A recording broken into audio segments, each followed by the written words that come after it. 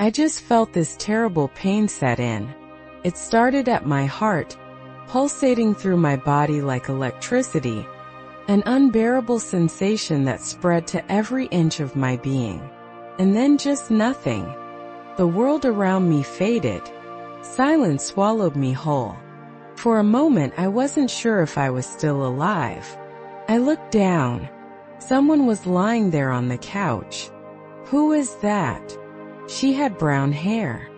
She was wearing the same clothes I had on earlier. I stepped closer, trying to make sense of it. My breath caught in my throat. She looks like me. It hit me like a freight train. It was me. I was floating above my own body. Before I could fully process what was happening, I noticed something moving. Something dark, something fast. Thousands of them, like little black shadows, darting around me, filling the space with an eerie presence.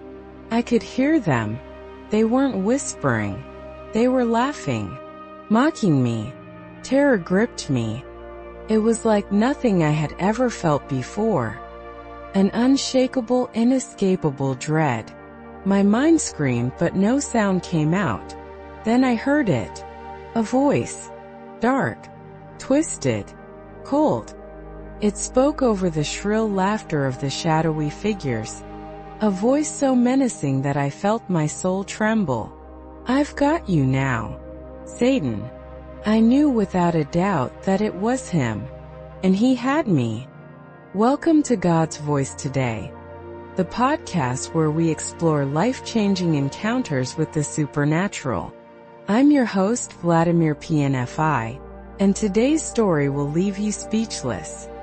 Imagine believing you are saved, thinking you're living a life that's good enough that you have time to get things right, only to die and realize you're standing at the gates of hell. What does hell feel like?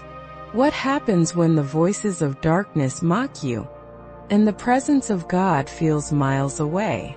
My guest, Carmen Sampson, didn't just imagine this. She lived it. In this episode, Carmen takes us to the edge of eternity, sharing how God showed her what hell feels like, and the chilling warning that changed her life forever. Stick around, because what you're about to hear could change your eternity. Let's dive in. Vladimir.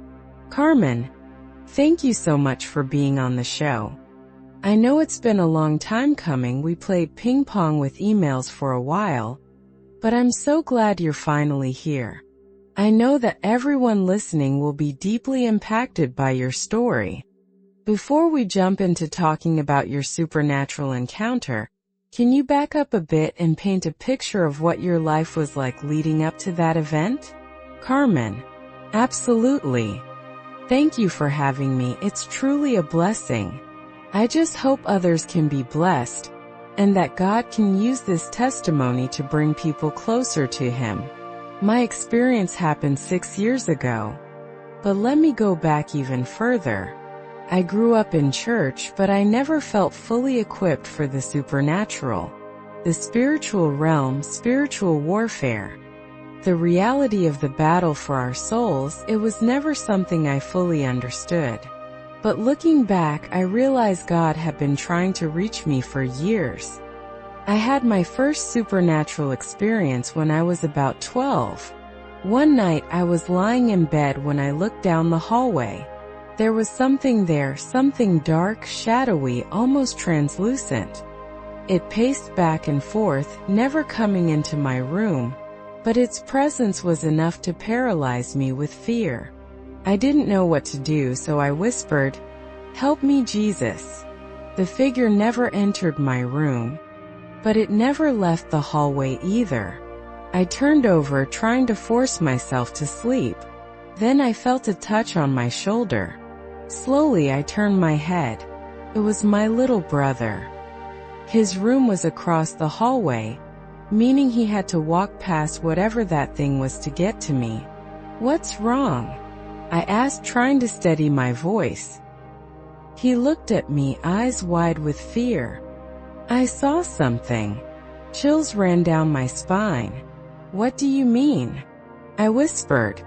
I saw something in the hallway. Oh my goodness. Somebody else saw it too. At the time I didn't know what to say. I just reassured him, told him it was nothing, but I knew it was something.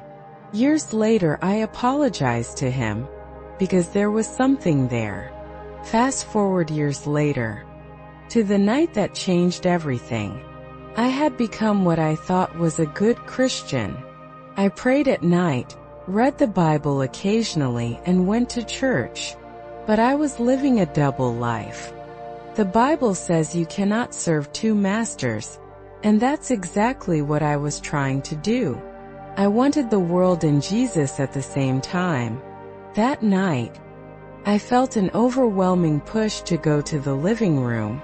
I had no idea why, but it was like an unseen force was compelling me forward. My body moved on its own.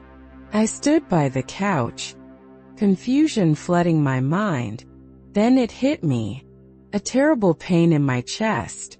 It radiated outward, electric shocks ripping through my veins. I couldn't move. I couldn't breathe. My vision blurred. Then, just like that, I was outside my body. I saw myself lying there, and I knew I was dead. Then the darkness came. It wasn't just the absence of light. It was a living, breathing void, thick with the presence of something evil. The mocking voices, the black shadows swarming around me, the horrifying realization that I was no longer in control. And then that voice. I've got you now. The weight of what I had done, how I had wasted my life, ignored God's warnings, lived selfishly, crashed over me. I was going to hell. I knew it. No second chances. No more time to fix it. My fate was sealed. And then in pure desperation I screamed from my soul, God, please, please just give me one more chance. Everything froze. Then, I was back in my body. I gasped for air, lungs burning as I fought to breathe. The room was still, but the weight of what had just happened pressed down on me. Then I heard another voice. It was strong, authoritative, loving. This is your last chance.